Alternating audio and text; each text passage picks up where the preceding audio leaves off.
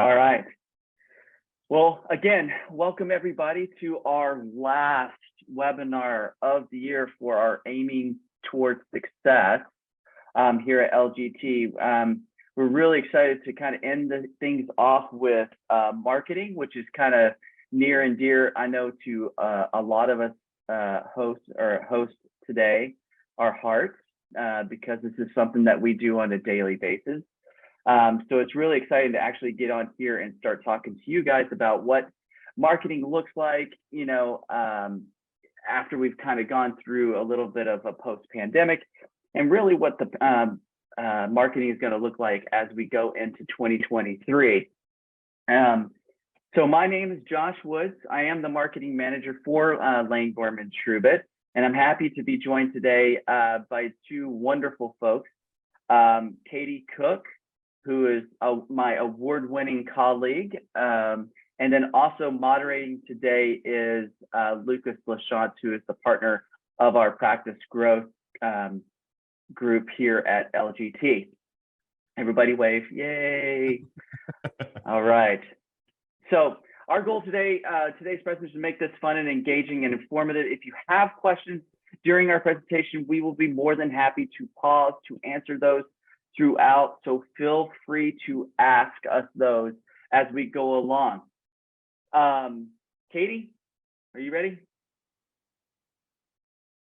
Lucas, you ready? I'm giving the thumbs up. Okay, awesome.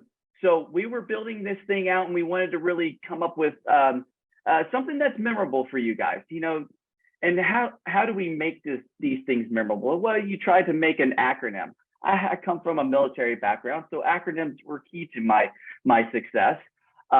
So really what we wanted to do is really create something that gets your marketing, the right marketing strategy working for you. So we're going to go through three things today. We're going to go through growth through social media, engaging content that matters, and trends that you can implement, simple trends you can implement going into 2023. As we're kind of going through a lot of these things, this is going to be really high level stuff, but we're going to try and give you as much information as we can in a way where asking, or I guess trying to answer the question of why does this matter to you? Because I know that we have a lot of CFOs on here, a lot of business leaders, and so there's going to be some lingo that we talk about when it comes to marketing that you're going to be like, what? So hopefully we can kind of break those things down for you throughout this presentation today.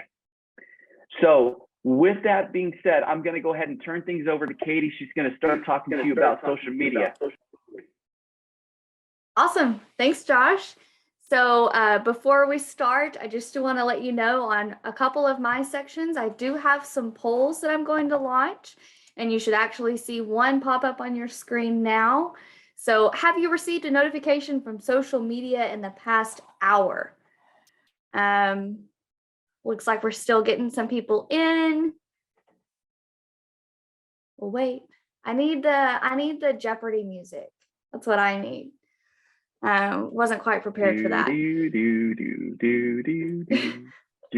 53% of you actually said that you've received a notification from social media in the past hour.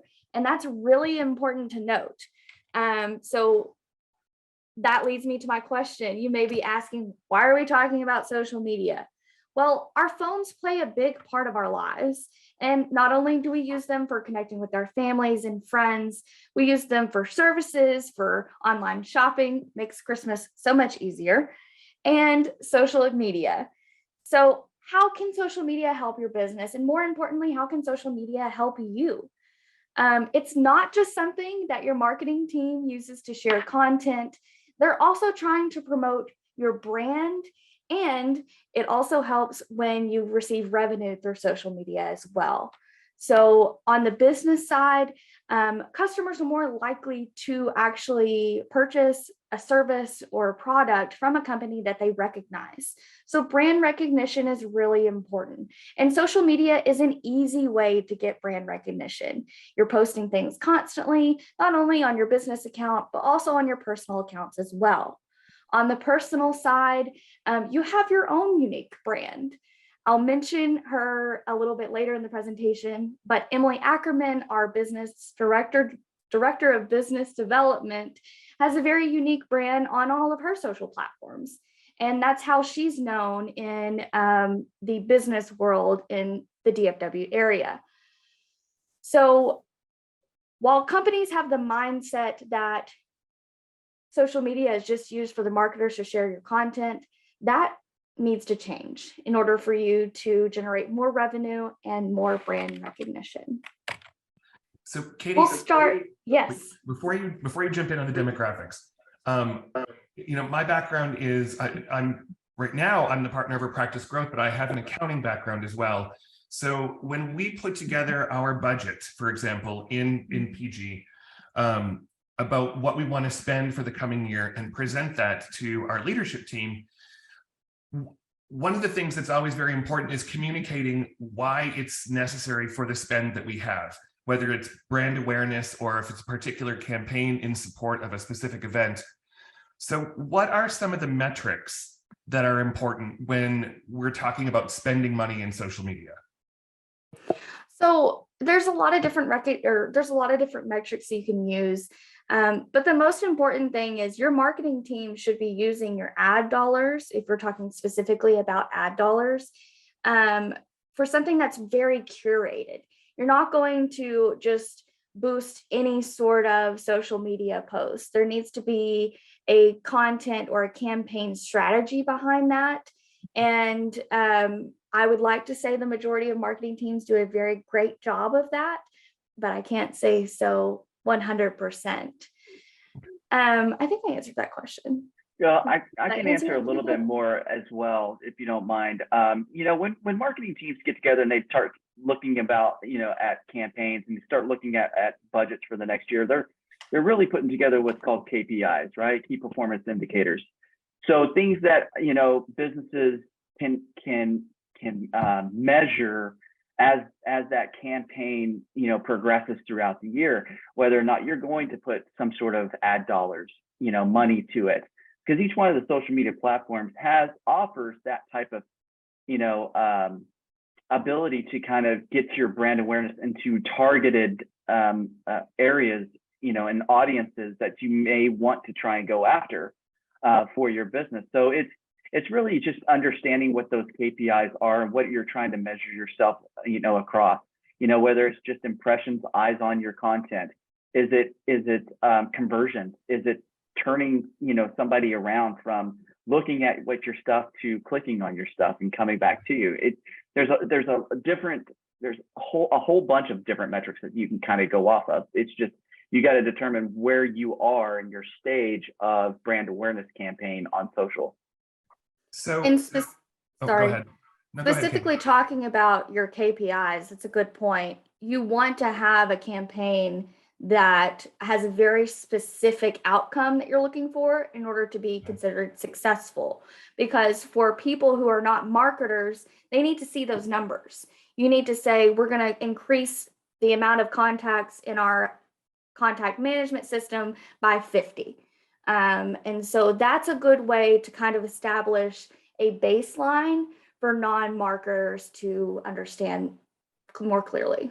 Great. Okay, so then that's kind of where I'm headed with this, is particularly as a marketing department for an accounting firm, numbers matter. Yeah. And I feel like we're all kind of circling around the same idea of what's the return on investment.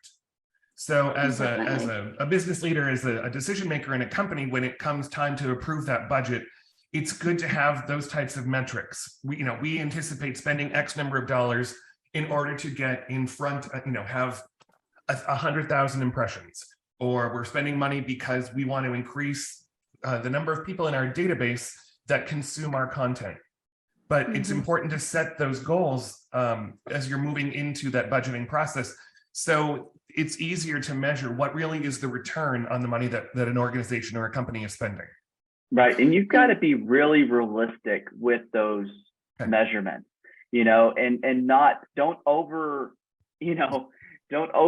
to overachieve or take too much in that you can chew, whatever the saying you want to say, but really try to make those things realistic. Really, if you have to, I would say under measure, what your goal is going to be in 2023. So that way you can surpass that goal a little bit, but make it realistic. What are you trying to go after? Okay. And I think to kind of wrap this up, if you're a business owner or you're in marketing, it's really important to try to tie marketing and why you're spending the money together. So, if your marketing team kind of struggles with that, maybe help them out, help them understand what you're looking for. And that'll be better in the long run. Perfect. Thanks very much. Awesome. Sorry to derail you on the demographics. I just wanted to lay a little bit of a foundation down. I am happy to go off on another tangent. Trust me. So when we're talking about generation demographics, a lot of this has changed since the start of the pandemic. Really, the pandemic changed the way that we view different types of social media platforms and the way that they're used. I'm going to take a pause here and just apologize if you see a cat on my screen. I am working from home today and she loves to be on the camera. So the most important thing to remember when you're talking demographical targeting is don't stereotype demographics. So if you have, I'm sorry. Just some comedy for you this afternoon. But if you have a ad campaign for baby boomers, don't go the stereotypical baby boomer wording or try to fit yourself into a model that you're not. Overwhelmingly, all generations prefer video content. So keep that in mind as well. Video is on the rise, and we'll talk about that more in a little bit. To get into the specifics, we'll start with the baby boomers. 82% of boomers who use the internet also have at least one social media account, and they prefer Facebook. So they use Facebook for their personal reasons and LinkedIn for their professional reasons. They don't like to cross the two. So if you're looking for a service, if you're trying to promote a service over a product, I would lean towards LinkedIn for baby boomers. Obviously, they're less likely to use Twitter and Instagram. That doesn't mean that they're not on it. There's just less of them on there. My dad is obsessed with TikTok, and he's a baby boomer, so he doesn't fit the norm. 58% are more likely than millennials to click through a brand's website from a social media post. So if you're targeting them, it's more likely that you're going to get more clicks on your ads. And they led the way for online shopping growth in 2020. And that's why I've classified the baby boomers as shoppers. They love to do hours and hours of shopping online. And so they're also more likely to spend more money on higher ticket items like wine, appliances, home goods, and healthcare. And that's just, they have more disposable income. For Gen X, I actually saw a joke about Gen X. They say the motto for this generation is, "Don't you forget about me." And I think that that's true because I really struggled finding a picture for this generation. I was going to say, tread very lightly here, Katie. Well, I have two joining me on the call today, so I'm kind of the outcast. You outnumber me. It's fine. This generation has brand loyalty to the max. Now, it's harder to get their trust, but once you have their trust, it's more likely that they're going to continue buying your services or buying your products over a competitor's products.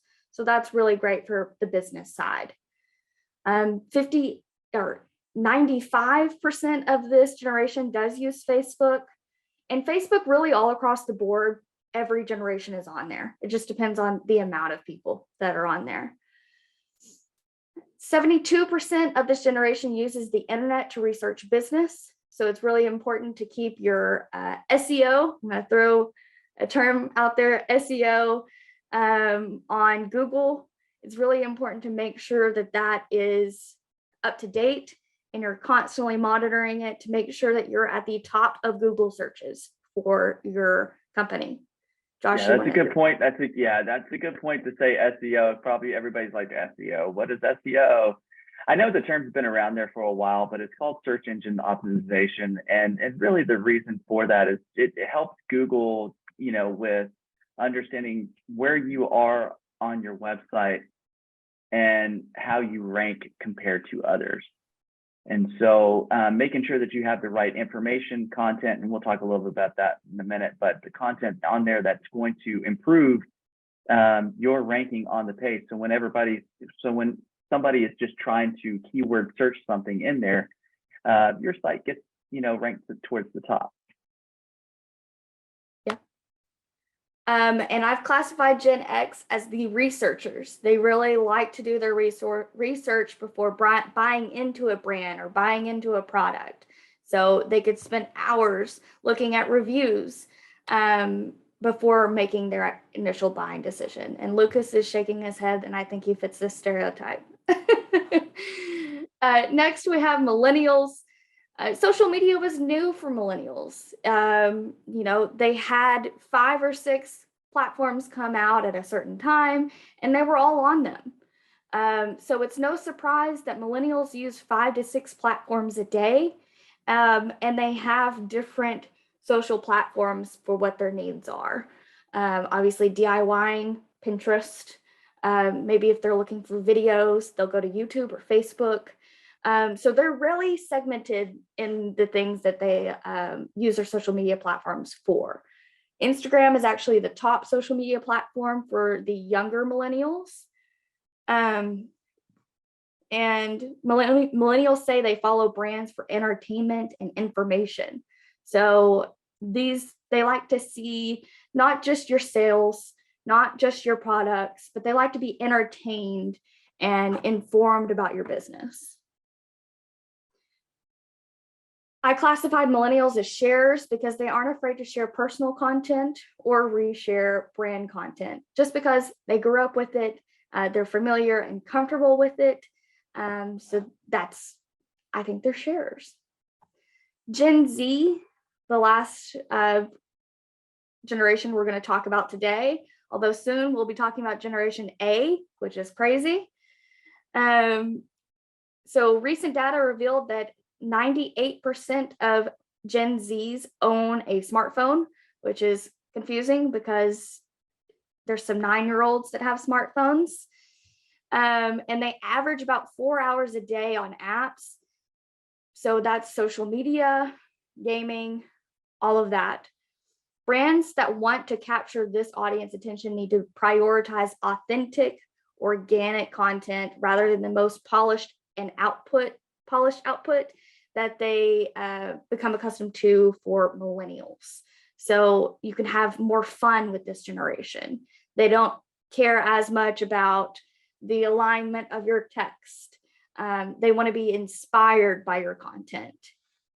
They show a strong interest in accounts that align with their interest or that introduce them to new accounts.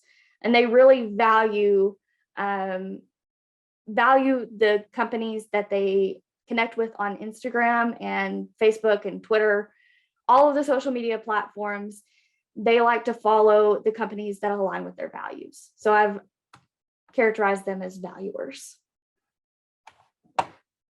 And we're going to move on kind of fast through the social media, the different social medias that we're going to be discussing. So if you have any sort of questions about specific social medias, please leave a comment or leave a question down below.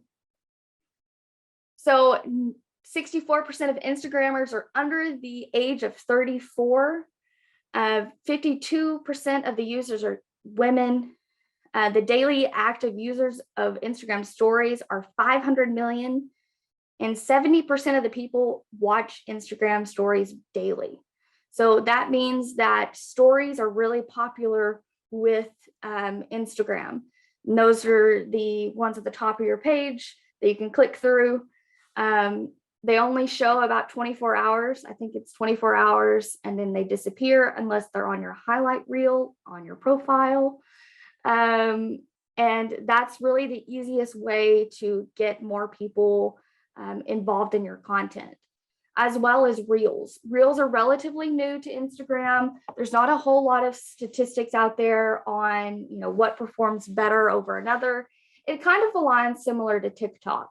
So reels are a really easy way to get on people's For You page that may not see your content.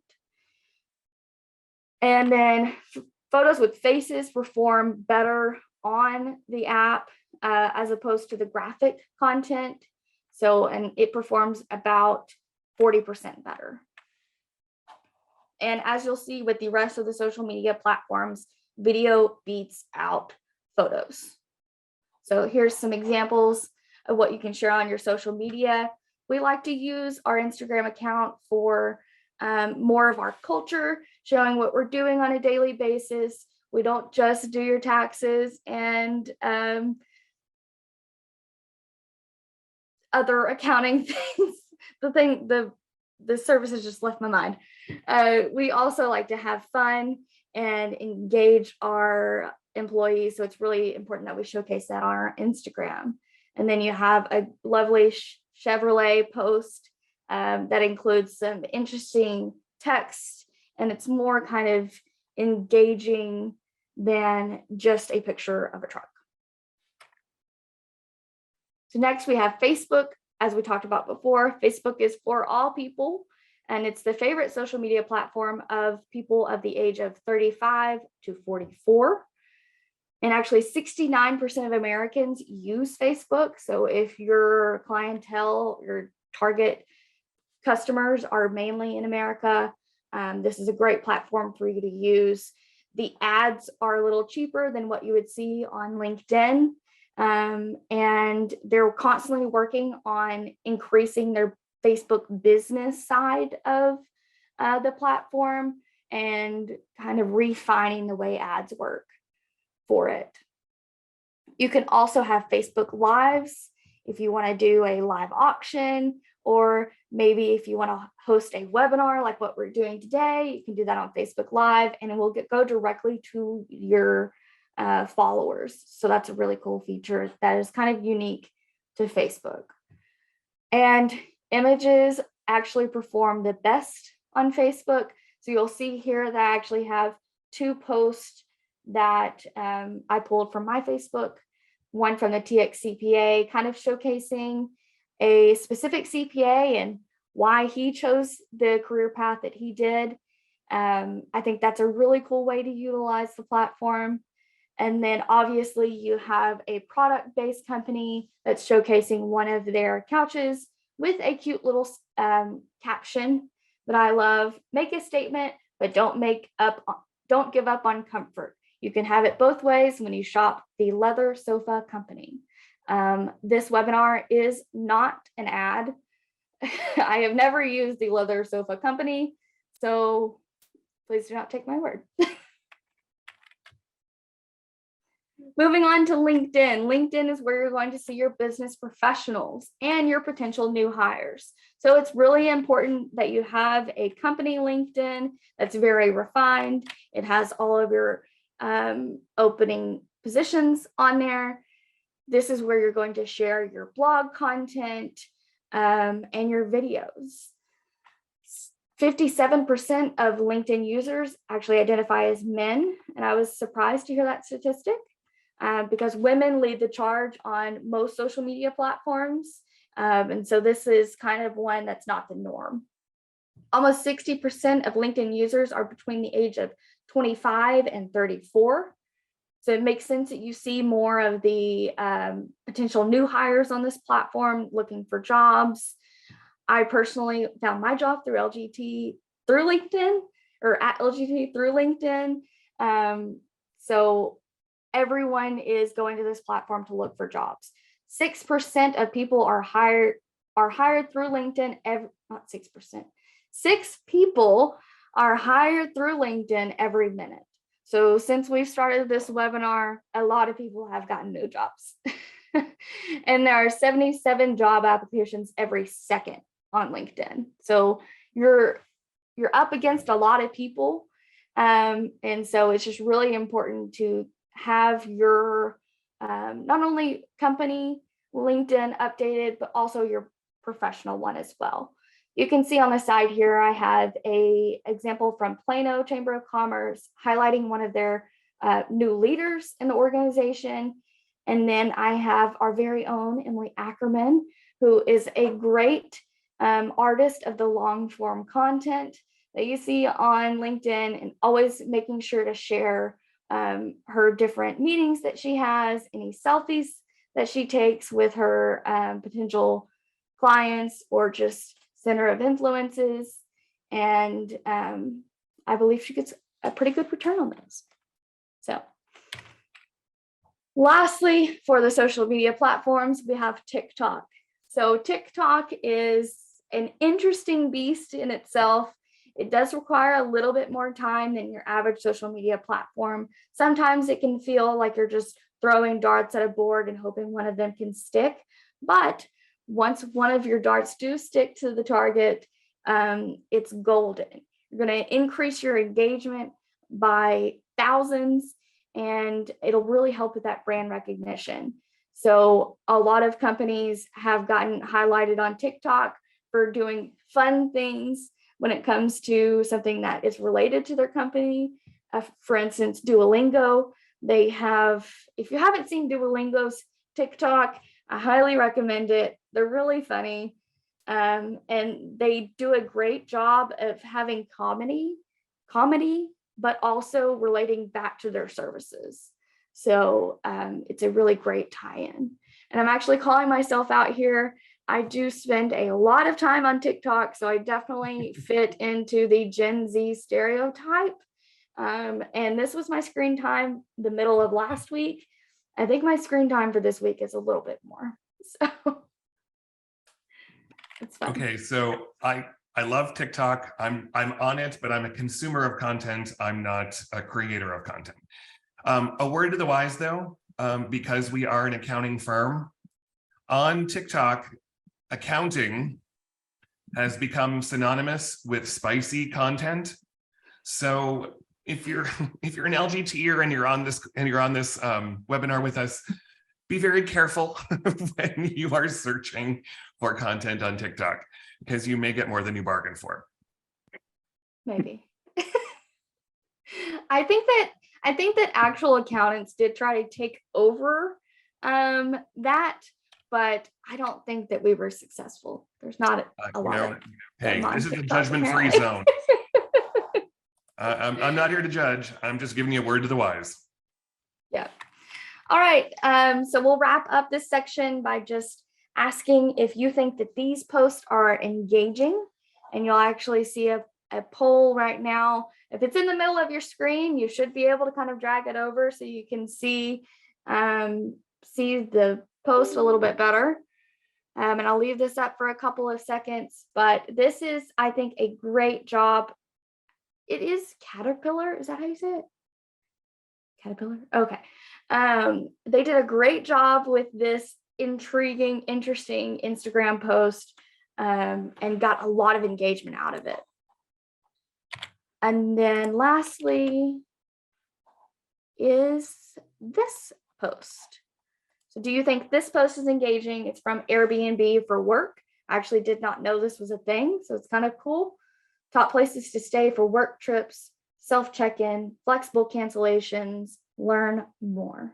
And this is an ad posted on LinkedIn by Airbnb. The majority of the audience said that both of those were engaging. And to go off of these posts and learn how you can create engaging content yourself, I'm going to turn it over to Josh. Take myself off of you. Thanks so much, Katie. I appreciate that. So after seeing and hearing about social media and the best ways to improve your standing, because there was a lot of great numbers in there, a lot of demographics that was used, and we'll talk a little bit more about demographics here in just a second. Let's talk about how we create content that engages your audience and potential customers in a way that will generate leads and additional revenue. So have you ever looked around as you scroll through your emails. I know we all get kind of email content, social media, videos, and thought, wow, that really was incredibly impactful. So why is that? What made that piece so moving, that tells yourself, now I have to buy it, or I need to get more involved in that? A lot of it has to do with the message that was conveyed. Often the content generated was designed to move the human emotion in a way that impacts your decision making. So the words that they use, generate that feeling inside that says, you know what, I need that. And why is that? Because we're all survivalists. We all tend to need these things in a way that helps us to continue forward. So that's what content marketing is all about: assisting potential customers through the buyer's process that eventually solves their problem. Some of the concepts I'll be talking about today comes from the framework called StoryBrand that has really taken hold of a lot of businesses and marketing industry. The idea is that the story of a brand and how consumers perceive you happens through how you capture their attention through the words you use and the content you provide. So coming up here pretty soon, I have a few statistics that, that also tell a story about content marketing that came out about a month ago. But let's start with this quote describing, in my mind, what content marketing is about for businesses like yours. So it says, content marketing creates a financial asset, right? We've got a lot of CFOs, business leaders on the call. It's a financial asset. It allows businesses to reach, engage, and convert customers they would have never seen by using keywords customers use, what they're trying to search for, and creating the content they consume on their own website to answer those questions. So it's grabbing people to come to your website to understand and to know you a little bit more. So let's look through a little bit more statistics here. I know I got a lot of numbers people here. And, I always like to throw these stats out because they really help to tell the story about why we're on here talking about these things and why they work. When it comes to web traffic growth, 434% more indexed pages than those that do not, meaning that those are the pages that Google is going out and capturing and putting together into their search engine optimization to rank you a little bit higher. So the companies that actually, that blog and have content that is relatable to who they are as a business actually start to rank themselves higher. Google's gotten really good at this. They're really getting better at going out and understanding what the difference is between keywords and just throwing out a bunch of keywords to try and get yourself ranked, to the phrasing and the content that you're using on your website to legitimately make you, I guess, for real business, because a lot of people have just essentially put keywords in their metadata, which is, I know it's a big word, behind the scenes, that try to generate and cheat the system a little bit, and Google got a little smart. So let's go ahead and go to the next one. More chances for your brand to get in front of the right eyes. 47% of internet users read blogs daily. So blogs, I mean, at one point we thought blogs were kind of dying off, but not really. With the newer generation that's coming in, the millennials and the Gen Zers, what they're craving is more content. They want to know more information.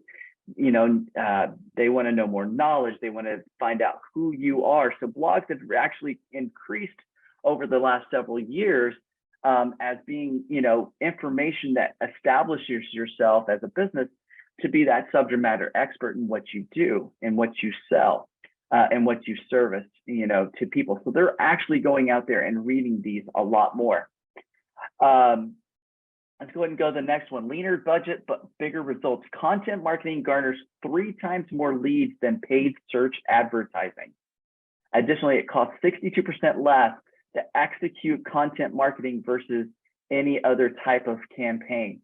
So if you're looking at trying to increase your marketing it's ideal to just start looking at your content, looking at what you're posting, and rather than just going straight to some sort of like paid advertisement, because right now 62%, that sounds a lot better than below 50%, right? Let's go ahead and go to the next one. Buyers crave content.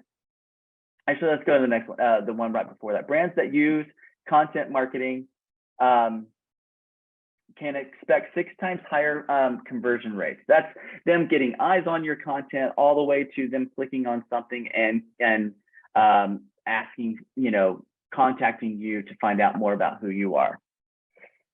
Quickly, I'm going to try to get through a lot of these other ones. Let's see. Buyers crave content in the decision-making process. 80% of business owners and executives prefer to learn about brands through articles rather than ads. Remember me talking about that earlier about the blog articles.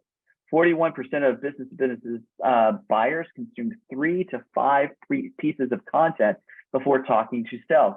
So thinking about these things, you got to think, I can't just put that one piece of content out there, whether it's just a blog article. Maybe it's just a social post, and think that you're going to get a return. Maybe if it goes viral, which could happen, but you got to consider the fact that I've got to put out multiple content, multiple posts, multiple blog articles in order to, get that one person interested in contacting us to do business with us. Josh, yes, sir. Just really quickly, on this slide, I think there's some really good information here. I spend a good portion of my time doing business development for the firm. And so I find quite often that when I start talking with individuals, or if they reach out to us and say, hey, I need help, they have done their research. They already have an idea of who we are as a firm. They have an idea of the services we provide. They've done their prowling on the website and read some stuff on the blog.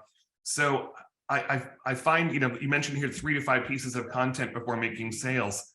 That making sure that we publish and that we get our information out there to prospective clients is something that's very important, because a lot of folks are doing a lot of research before they ever reach out to me from a sales point of view.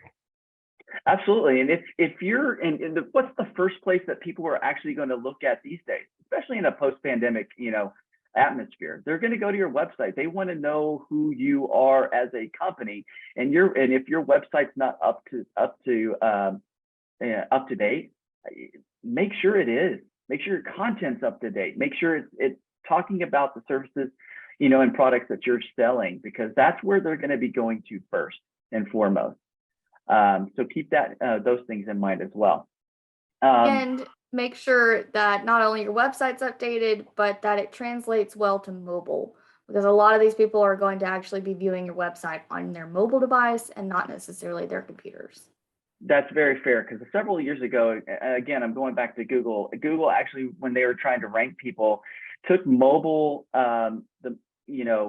optimization into effect of how they rank your site.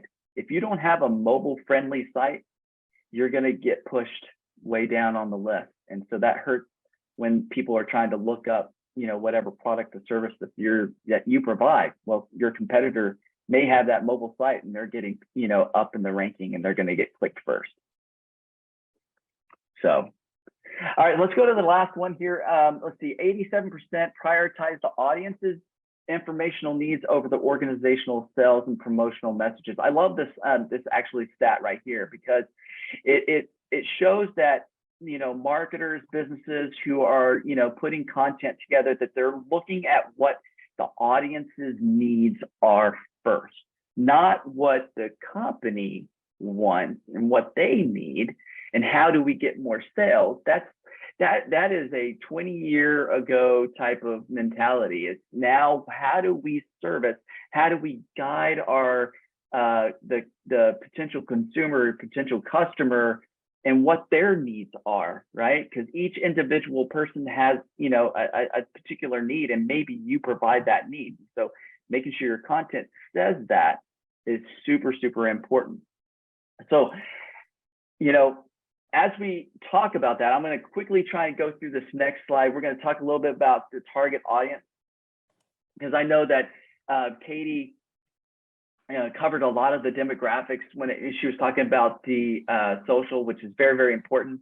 There's 4 different types of segmentation when you're trying to look at how you divide out the content for the different target audience that you're trying to go for, either geographical, demographical, psychographic, and behavioral, the where, the who, the why, and the how. So if I'm targeting a certain, particular segment, it's going to sound a lot different than somebody else. For example, like here internally for LGT, we have different types of industries that we service. One is going to sound different, completely different than something else. My manufacturing distribution is going to sound so much different than my nonprofit is going to sound. So my content needs to sound like who I'm going after. For example, like me trying to explain something to my wife in the same way that I tried to explain it to my 7-year-old, it's going to be completely different, right? And if I try to tell my wife something that the same way I told my 7-year-old, she's probably going to get a little annoyed. Well, the same goes with the people you are trying to target, right? If your messaging isn't, resonating with them, they're probably going to get a little annoyed, or they're just going to ignore it, and then you just lost a potential customer at that point. Josh, I've met your wife. When you treat her like a 7-year-old, can I be there? Because I want to see Sarah's reaction. Sure. You'll probably see it if I come into the office and I have a big, red mark on my face. She'll probably do that. So we're going to continue forward a little bit. I know we're kind of running up on time here. I want to go through a little bit of things. You got 3 stages when you're talking about who you're trying to go after. They're going to start at a curiosity stage. I look at this as like dating. You meet somebody, you want to try and put your best foot forward, and establish that curiosity for them. This helps to kind of build that trust and authenticity. The next stage, in say dating, is the enlightenment stage, right? That's where you're dating them a little bit. That's where you're providing them a little bit more content. Establishing that relationship a little bit more. And then the last stage is commitment, right? Let's put a ring on it. At some point you got to look at them and in your messaging say, hey, where are we going? Are we ready to kind of commit to this? Are we ready to buy in? And what else can we do to kind of give you some more information on that? So, throughout this process, you want to essentially be their guide, because they're the hero of their story, right? You're the guide helping them to find that success through your company and what you provide as a business. So let's keep going to the next one. Talking about key messages, establish your key messages really early on as you're starting to prepare for 2023. Get together, start planning. What is it going to sound like? You want to try and make sure your messages that are the same for everybody within your organization, right? You want to be sure that no matter who is doing the marketing, whether you're sending an email out to a potential prospect that you met in networking, so you could be a CFO, you could be a business leader, whatever. Let's say you're not directly involved in the marketing, but actually you kind of are. You're a part-time marketer. And you're sending that email, you got to make sure that key message is to the right audience and to that, and it says the right things that is consistent across the board for your business. So you want to make sure that people to hear, remember, and talk about about who you are, about your brand. Now, I think I talked about this first part. You want to make sure that your messages stay on the same page. Having key messages makes your marketing a lot easier. So if you already established that marketing, that messaging early, it allows that marketing to carry over throughout 2023. You can take bits and pieces of those things and just, drip them through some sort of campaign on social, whether it's video, whether it's blogs, and it allows you to kind of, spread those things out across the year. Your key messages help you organize your different groups of people, as we just discussed before. And as a business, you might be communicating with shareholders, potential customers, potential consumers, or other professional groups. So by coming up with key messages for each group, you can make sure your team and marketing are focusing on the right people. Consistency is key, making sure it's consistent throughout. Let's go ahead and move on forward. So this last little bit here, I tried to break this down a little bit simply into 3 stages of essentially how you write to these people. What they're looking for is that they're going to have a problem coming in. That's their villain of the story, right? They're going to have that problem. Your customer's problem is hindering their survival and how to move forward. So establishing that when you're writing to your audience is key. That establish that, hey, we have empathy for what you're going through. We understand what you're going through. The next part of that needs to be the solution. What is the solution that you provide when identifying what their problem is and the ability for you to help guide them through? The last part is the results section, right? Here are the results of why. Here's the successes or maybe failures of why going with us in our company, with our product, with our service will help you down the road. So let's go ahead and move forward to the last part. I put in this last slide here, and these are the top 4 formats of different content marketing, right? We talked a little bit about this videos. We'll talk a little bit more about it later on. Hopefully we can kind of get to a lot of the information. Blogs. If you're not blogging, blog. Get some blogs out there, get some articles, because it helps to establish yourself not only through Google, but it establishes it through the demographics, the people who are coming and reading your information. And infographics. Infographics are huge. It allows you to put numbers to the content, to what you actually do. So establish a few infographics. Those will go a long way. And don't forget SEO. Don't forget your website. Update it. Put some information on there. Because again, people are going there first when they are trying to look up information about who you are. So with that said, I think we're going to try and get into a little bit of trends. I know we're kind of running up a little bit close to time here, so hopefully we can kind of run through this a little bit and then leave a few moments to answer a few questions if people have something. Yeah, I think this quote perfectly describes marketing. Marketing's job is never done. It's about perpetual motion. We must continue to innovate every day.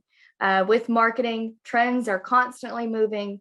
Videos may be in right now. A year from now, it may be a different story. So it's important to constantly educate yourself on what the trends are currently. And just because it's a trend now doesn't mean it will be later. So I'm going to go through this really fast because I think video marketing is at the top of our mind today. One thing that gets forgotten about is subject lines. And I actually wanted to bring to attention a really nifty platform that I found, or a website that I found to help LGT actually generate our subject lines. Because 34% of recipients actually say that they will open their email or your email because of the subject line itself. It needs to be engaging. It needs to catch their attention. So if you will go to subjectline.com, it's actually a free website that you can use to test your subject lines. I will say you get one free test, and then it will ask for your information, but they do have really great content, and it's definitely an email subscription that I'm not mad that I get.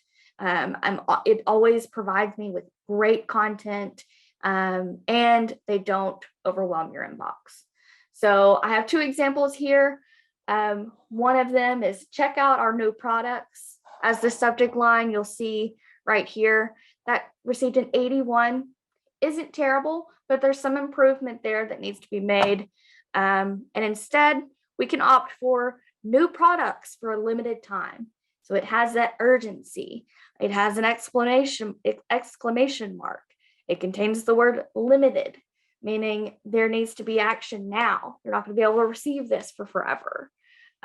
So even just changing a few words in your subject line can increase the amount of people who are opening your emails and therefore viewing your content and potentially purchasing a product or a service that you may have not gotten before.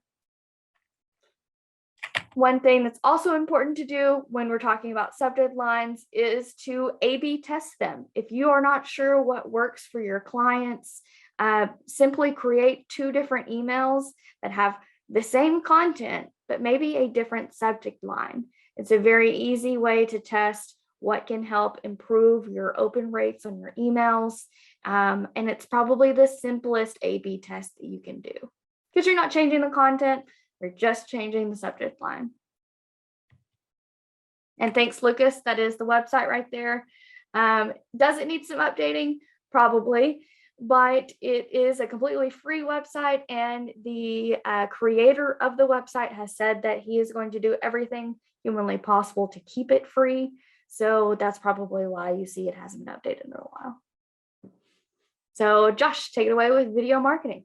Yeah, video marketing. This is really number one out there for marketers, getting videos out there because people are hungry for it. They want to see these things. In fact, 89% of marketers who use videos say they receive a good return on investment. So you talked about earlier, why is this important? Putting money towards videos might be ideal going into 2023 because, they generate a lot of engagement. 70% of viewers actually consider a brand after seeing it on YouTube. People are making decisions off of video marketing. This is a huge return on investment. So let's look at a few more stats. I've got a few more on here. 88% of people would like to see more videos from brands, which means they're hungry for the content, that information that we can provide. Next one is 96% of people have watched an explainer video to learn more about product or service. That 88% of people say that they've been convinced to buy a product or service by watching a brand's video. Those are staggering numbers. If that doesn't tell you something, that videos work, I don't know. I don't know what to tell you. I mean, I think it's a great way to kind of get your message out there. It's a great way to get your content out there about what you do. Next one is 55% create all of their own videos in-house. I like this stat because this tells me that it doesn't have to be a professional all the time. With the way technology is on our phones, on our smartphones, right? We can literally do these things in-house and do it in a way where it makes it look professional. But also people are really hungry for those more authentic amateur style videos as well. So don't be afraid to put those things out there. It just makes your company look more humanistic, right? More human-like. And it creates that bond with whoever is watching.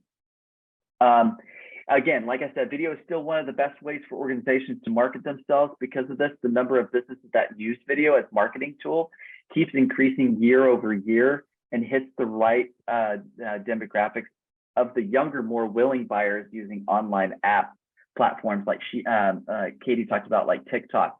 If you got to start looking at the next generation when you're marketing going into 2023, because they're in the workforce now. They're the ones who are going to be deciding on what they're going to be buying, who they're going to hire as their service provider. So keep those things in mind as far as how you message, how you create these videos, who your demographics, are, and making sure their content is focused on those people. So I'm going to go through it really, really quick. There's 4 different tips to improve your videos. Teach your audience why your message is important to solving their problem. So making sure that you're explaining those things on your videos. The second one is tell stories that make you think, right? That makes them think. The audience is thinking about who you are. Connect with them. Make it empathetic. Make it moving, to where they can understand who you are as a business. The third item is show off your people. Show off your people. This is a great way to kind of increase your video engagement, and increase your engagement with people. by showing what your people do. That's important. The last part here is, have a clear call to action. If you're not putting a call to action to your video, you are missing out on potential customers. Make sure at the end of your video, you have something that says, hey, contact us. We're ready to we're ready to talk to you. Put something on there that allows them to contact you to get to know how they can talk more about what you provide. I know I rushed through a lot of that information. I had a lot more I wanted to talk about, but really the most important part of all of this is make sure your content is right. Make sure it's the right for your company, and it's creative enough that really gets across who you are, and really it gets across of what your audience's needs are as well, or potential customers' needs are. And you've got great content and great tools out there to use. Use those things, subject line, video marketing as you go into 2023. Wow, that was great information though. And I know we're running close on time, so I'm just going to go ahead and skip towards the last slide. There are some trends that we didn't get to talk about today. And maybe, just maybe, we'll get a blog post out there with some of that stuff. So that would be great information to look out for in the future.